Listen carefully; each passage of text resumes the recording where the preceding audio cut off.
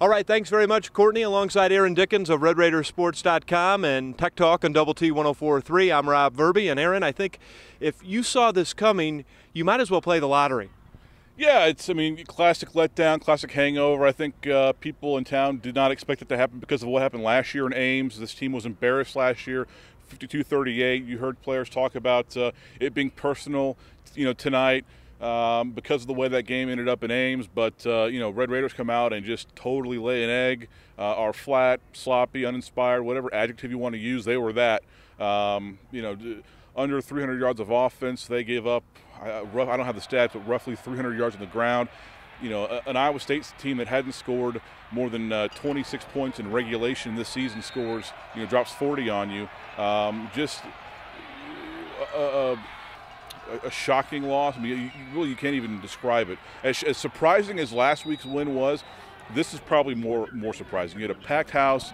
This team has put up big offensive numbers all season long. You've made some plays on defense, especially against a team like Iowa State, which you definitely had more talent than, and really hadn't done anything offensively this entire season. So just a very shocking loss, shocking outcome.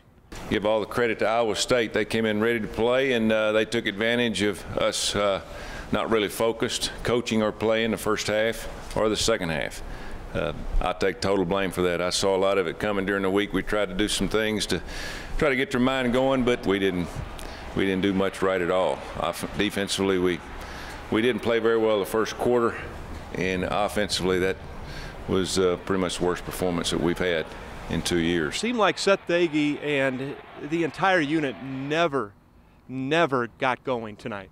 Really, it was reminiscent of the Texas game in 2010 last year. Just never on the same page. Couldn't get anything sustained. I think they punted 9-10 times. And when you're a fast-paced offense like this and you can't sustain drives, your defense is going to be out on the field a lot. And when your defense, like Texas Tech is, not very deep, fairly young, a recipe for disaster. And really disaster is what you saw tonight. I don't really know. I just know that we weren't ready to play, and it showed, and we embarrassed ourselves, and we embarrassed, our coaches and our fans, and something that we need to work on. We have a lot of improvement to do. Defensively, to give up that many points when I thought the defense had really started to turn the corner. They played pretty good against Kansas State, a very good first half. They come back, they hold OU last week in Norman, 124 yards on the ground. They force all those 3 and outs. What the heck happened defensively tonight? Once again, you got a quarterback that's mobile on the other side, though.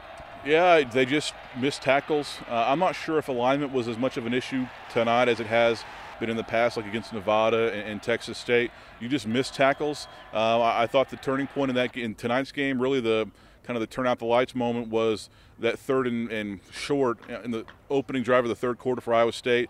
You forced them very quickly into a third down, and then bam, they score 71 yards later. And at that point, air was out of the stadium, crowd was leaving. It was game over, lights out. Well, we didn't play very good tonight.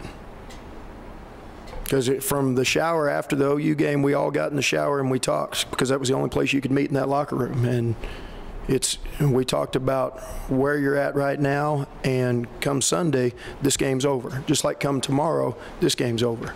And we've got to go take steps tomorrow to get better, and we've got to get better on Monday, we've got to get better on Tuesday, Wednesday, Thursday, Friday, and then we go play Saturday. And then the next Sunday, it starts all over again, no matter how good or how bad that game was on Saturday. And that's how we've got to approach it, and that's how our kids have to go approach it.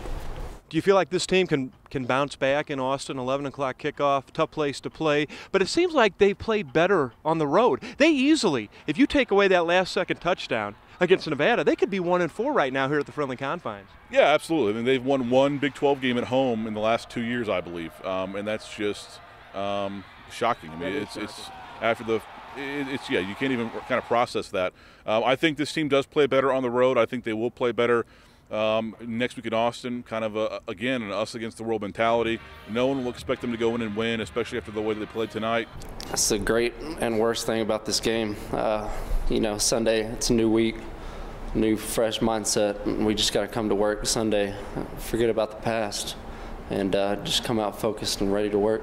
Finally, I know you can't take away the memory of last week in Norman, but would you say this loss almost erases that win? Or is that too much of an exaggeration? No, it absolutely does. I think in terms of a good feeling standpoint, because if you flip this and go into Norman and lose like you were expected to, and then beat Iowa State, then you are basically kind of where you thought you were 2 weeks ago. You're 5-3. You lost. Still have to win one more game for bowl eligibility. This way, you beat Oklahoma in Norman. People think, okay, well, if they can do this, then they can run the table, whatever. And then they come out and lay an egg like this. The lows are always tougher after the highs, and they had a big high last week, and now they've got a really big low. All right, Aaron, thanks for your time as always. We'll see you in a couple weeks. Absolutely. All right, Courtney, let's send it back to you. A tough loss for the Red Raiders here at home tonight.